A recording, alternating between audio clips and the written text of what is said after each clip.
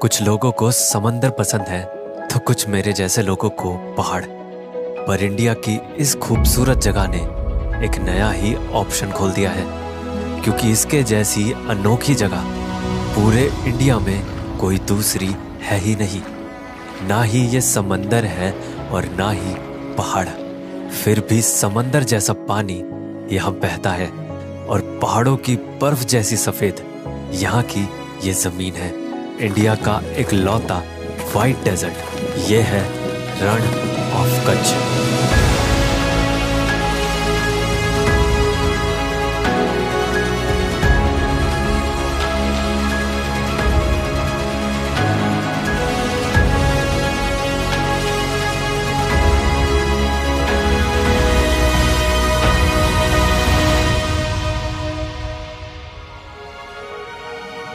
India के दूसरे छोर पर गुजरात के कच्छ में बसा है दूर दूर तक फैला, कभी ना खत्म होने वाला ये वाइट डेजर्ट, जो बना है पूरी तरह से नमक से, जो कि सिर्फ और सिर्फ नेचर का कमाल है। ये डेजर्ट कुछ 100-200 किलोमीटर नहीं बल्कि 7,000 स्क्वायर किलोमीटर से भी ज्यादा एरिया में फैला है, जो पूरा का पूरा गुजरात के कच्छ डिस्ट्रिक्ट में आता है, जो बनाता है कच्छ को इंडिया का सबसे बड़ा डिस्ट्रिक्ट। पर इसके बनने की वजह को समझने के लिए इस डेजर्ट की और गहराई में जाना पड़ेगा, क्योंकि इसके बीच में एक तरह का आइलैंड भी है और उस आइलैंड को मेनलैंड या कहें कि बाकी दुनिया से जोड़ती है इंडिया की सबसे खूबसूरत रोड में से एक, जिसे कहा जाता है रोड टू हेवन।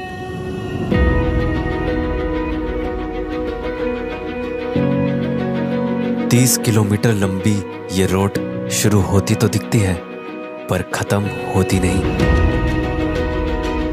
इस पर चलते हुए ऐसा लगता है जैसे आसमान और जमीन एक हो गए हों और आप कहीं दूर आसमान में जा रहे हैं, जिस रास्ते का कोई अंत ही नहीं है। और इसी वजह से ही इस रोड को रोड टू हेवन कहा जाता है।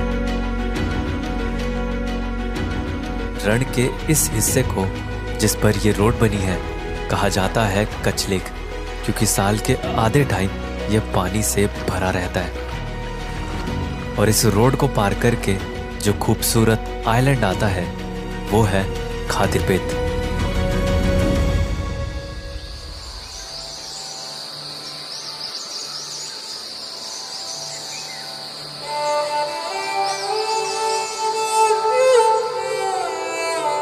इस आइलैंड पर बसे हैं बहुत सारे विलेजेस, पर रोड टू हेवन जिस विलेज तक जाती है वो है ढोलावीरा।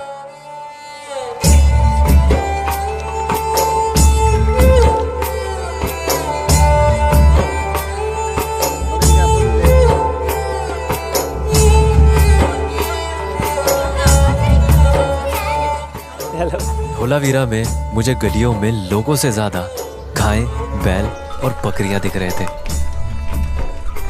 पर जब कुछ लोग दिखे तो पता चला कि रण कितना ही सफेद हो, पर यहाँ के लोगों के कपड़ों में रंगों की कोई कमी नहीं है। और मैं भी खुद को रोक नहीं पाया इन कपड़ों के बारे में पूछने से।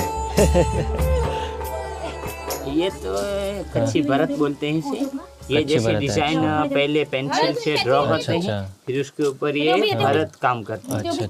3 महीना या 1 महीना लगता है फिनिश होने में। फिनिश होने के बाद जब शादी हो जाती है उसके बाद ही पहनते हैं।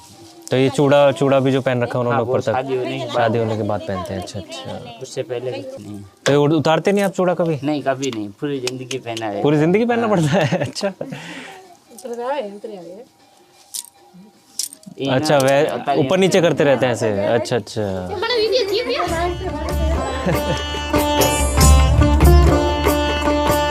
यूं ही घूमते घूमते मुझे मिले कुछ और लोग। नमस्ते, हेलो क्या बोलते हैं आप लोग? नमस्ते बोलते हैं। हाँ, मैं गुजराती में बोलते राम राम। केम छो? मजामा? केम छो हो ना? केम छो सर? मजामा नहीं? हाँ, मजामा एकदम। आप ये क्या खेती करने जा रहे हो अभी? अभी तो कोयला करने के लिए गया था। कोयला पकाने के लिए। कोयला कहाँ से लाते हैं? कोयला ये झाड़ी में बनाते हैं, लकड़ी में। सब लोग बनाते हैं इधर मतलब? हाँ सब लोग इधर। अच्छा। खेती सूखी खेती है, सूखी कभी खेती है। बारिश आती है कभी नहीं आती है। अच्छा और यहाँ कोयला बनता कैसे है भैया ने वो भी दिखाया। अच्छा अच्छा, कांटा घुस गया मेरे पैर। अभी तो कांटे में फंसते हैं, पर आप ख्याल रखना। कोयला बनाने के लिए ये लकड़ी को काटकर उनका ढेर बनाते हैं, एक पिरामिड जैसे, और उसे पूरा मिट्टी से ढककर बस धुएं के लिए कुछ जगह छोड़कर आग लगा दी जाती है। और 2-3 दिन ऐसे ही धीरे धीरे जलते हुए लकड़ी कोयला बन जाती है। अच्छा, एक गरम हो रहा है, अभी टच करूंगा तो मैं इसे। ये गर्म है थोड़ा थोड़ा, हाँ गरम है। ऐसे टूट जाएगा ऐसे। ओ ये तो अच्छा कोयला है। हाँ? हाँ पक्का कोयला। यहाँ की कांटों से भरी झाड़ियों में उग रहे थे कुछ फ्रूट्स भी। ये क्या चीज़ है? दिखा? बेर बेर। अच्छा अच्छा, तो ये आप लोग उगाते हैं या फिर नहीं, ये अपने उगाते आप उगता बहुत है? उगाते हैं सर, ये बेचता है बहुत। ये आपने उगाया हुआ है या फिर अपने आप हाँ उगता है? उगाया हुआ है, बहुत उगाया था, पर अच्छा, अच्छा। बहुत मीठा होता है। तो अच्छा है। और बेर खाते खाते भैया ने मुझे अपने घर लंच के लिए भी इनवाइट किया। जो सर सब्जी बना रही है लोग। अच्छा अच्छा, ये खेत का ही है आपके? हाँ खेत का है, अच्छा अच्छा, गुआर बोलते हैं ना। हाँ की गुआर पड़ी। फलियाँ। और लंच में थी यहीं उगने वाली सब्जी और यहाँ की स्पेशल बाजरे की रोटी, जो यहाँ बहुत खाई जाती है। और इस बाजरे की रोटी को यहाँ रोटला कहा जाता है, क्योंकि ये होती भी बहुत बड़ी है।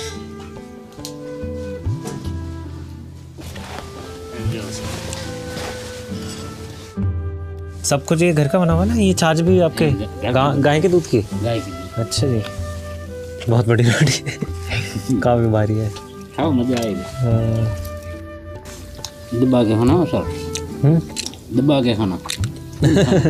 शर्म नहीं रखने का। फिर इतना हेल्दी खाना खाने के बाद यहाँ से विदा करके मैं चला अपने आगे के सफर में। क्या बोलते हैं? बाय कर रहा हूँ मैं आपको। बाय क्या बोलते हैं? Bye bye. हाँ बाय को क्या बोलते हैं गुजराती में? गुजराती में भले आओ जो। आओ जो। हाँ। चलो ठीक है, आओ जो। आओ जो दीदी। ठीक है, जाता हूँ। आओगे हाँ इस तरफ मेरे घर आना। हाँ हाँ बिल्कुल आऊँगा। ठीक है, आओ जो।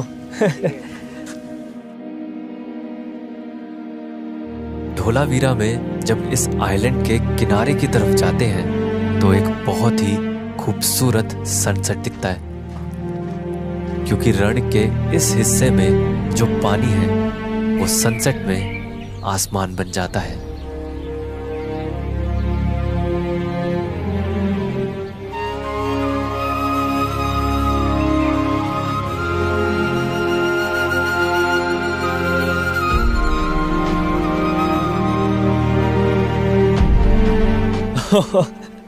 मेरे को ऐसा लग रहा है जैसे मैं हवा में खड़ा हूँ। जैसे अभी इस वक्त पे मुझे ऐसा लग रहा है जैसे मैं हवा में खड़ा हूँ। कुछ भी समझ नहीं आ रहा है, कहाँ पर आसमान है कहाँ पर ज़मीन है।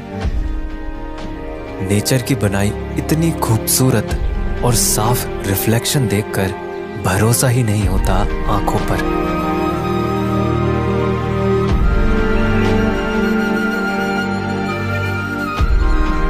इस दुनिया में 2 सन हो गए इस मोमेंट पे, क्योंकि ये जो पूरी कच्छ लेक है उस पर एकदम एंडलेस रिफ्लेक्शन दिख रही है। बिना देखे कोई यकीन ही नहीं कर सकता इस चीज़ पर जो मैं अभी देख रहा हूँ सही में।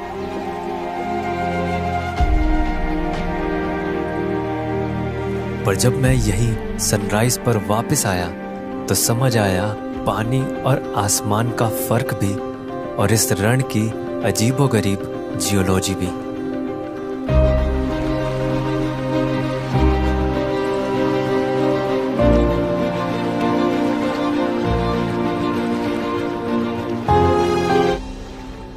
पर यह सोचने वाली बात है कि कच्छ का कभी पानी तो कभी नमक से भरा ये यूनिक लैंडस्केप आखिर बना कैसे।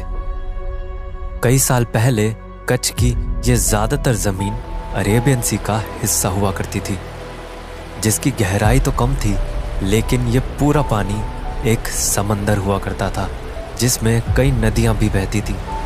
और पुराने मैप्स में भी ये हिस्सा एक आइलैंड की तरह दिखता है। पर 1819 में एक ऐसा अर्थक्वेक आया जिसने ये सब बदल दिया।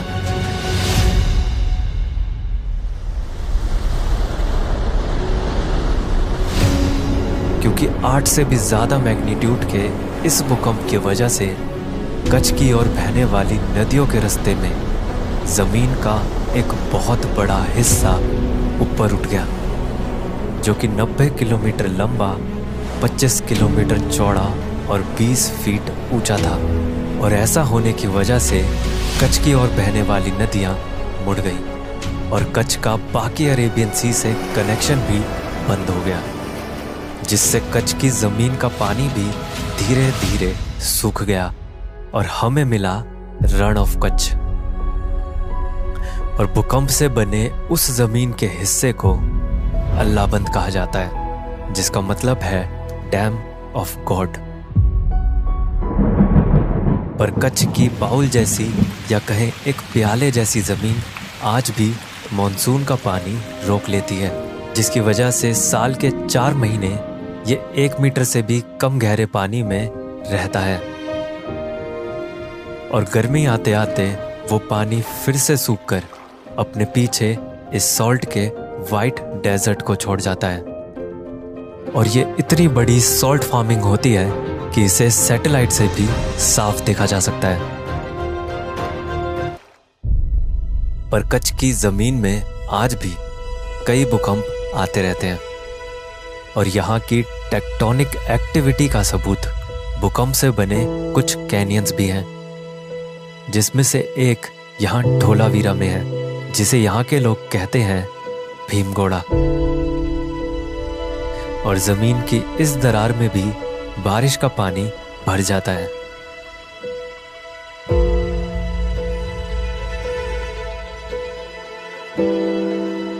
पर कच्छ में रहने वाले लोगों ने यहाँ हर कुछ साल में आते भूकंप से बचने के लिए एक ऐसा घर बनाया जो यहाँ के हर भूकंप में खड़ा रहता है, जिसे कहते हैं भुंगा। भुंगा होता है एक गोल मड हाउस जैसा, जिसमें सूखी घास और लकड़ी की छत होती है, जो कि पूरी तरह से इको फ्रेंडली घर है। और यही मोटी सर्कुलर दीवारें इसे भूकंप में टूटने से बचाती हैं। पर यह सच में कितने कारगर हैं, यही मैंने इनमें रहने वाले लोगों से पूछा। से बाय बोलकर मैं चला रण की दूसरी साइड पर, जहां मुझे हमेशा रण पर बस पानी दिख रहा था, वहीं यहां मुझे कुछ खूबसूरत बर्ड्स भी दिखी।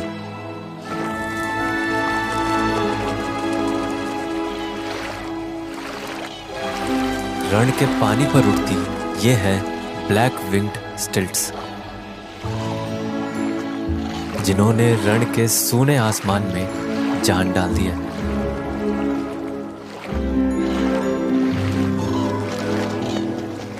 पर रण के आसमान में कुछ और भी खूबसूरत है, चांद। फुल मून या पूर्णिमा की रात में कच्छ का ये वाइट डेजर्ट खुद चांद बन जाता है। तो अभी जिस जगह पर मैं खड़ा हूँ वो पूरा एक वाइट डेजर्ट है और सामने ऊपर है फुल मून, और ये पूरा वाइट डेजर्ट रिफ्लेक्ट कर रहा है मूनलाइट को बहुत ही अच्छे तरीके से। अब मैं तो अपनी आंखों से ये देख पा रहा हूँ, बट ये कैमरे में अच्छे से रिकॉर्ड हो नहीं रहा है इतना। अगर मैं आपको लाइट जला के दिखाऊँ तो मुझे सिर्फ अपनी आंखों से तो सब कुछ खूबसूरती से दिख रहा है। ये एकदम पूरा वाइट क्रिस्टल्स इसके जितने भी हैं सॉल्ट के, वो पूरा मूनलाइट को रिफ्लेक्ट कर रहे हैं। तो फिर मैं आपको फ़ोटोज़ में ज़रूर इस चीज़ को एक बार दिखा दूँगा कि कैसा लग रहा है।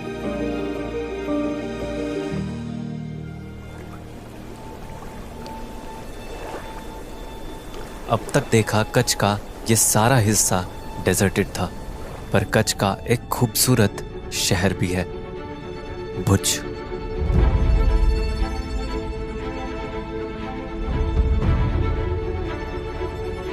इस शहर की खूबसूरती को देखने के लिए सबसे अच्छी जगह है भुज की सबसे ऊंची हिल, भुजियो डूंगर।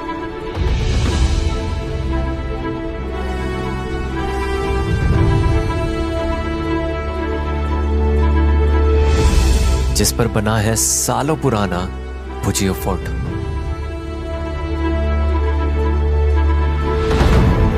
कई हजारों सीढ़ियों को चढ़कर आता है इसका हाईएस्ट पॉइंट।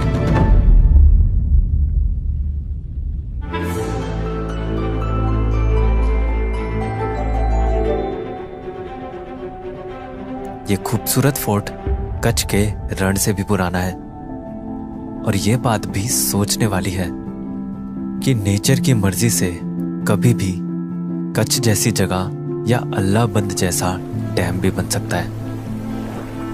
बल्कि ये बात भी कहना गलत नहीं होगा कि आगे भी ऐसा फिर कुछ हो सकता है, क्योंकि नेचर ही बनाने और बिगाड़ने की ताकत रखती है। पर इन सब के बावजूद भी यहाँ जिंदगी नहीं रुकती।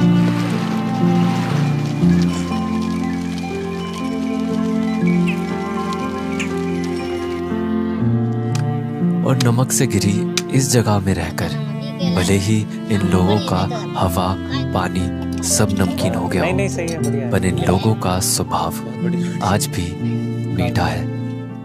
दिल्ली तक ऐसी चाय नहीं मिलेगी। अच्छा जी। भाई को क्या बोलते हैं गुजराती में? भले आवजो। आओ जो। चलो ठीक है, आओ जो। आओ जो दीदी। ठीक है, जाता हूँ। आओगे नहीं, हाँ। इस तरफ मेरे घर आना। हाँ हाँ बिल्कुल आऊँगा। ठीक है, आओ जो। जब ये लोग इन खारे हालातों से घिरे भी जिंदगी की मिठास ढूंढ लेते हैं, तो फिर हम क्यों जिंदगी की मिठास से घिरे भी खुश रहने की बस वजह ढूंढते रहते हैं।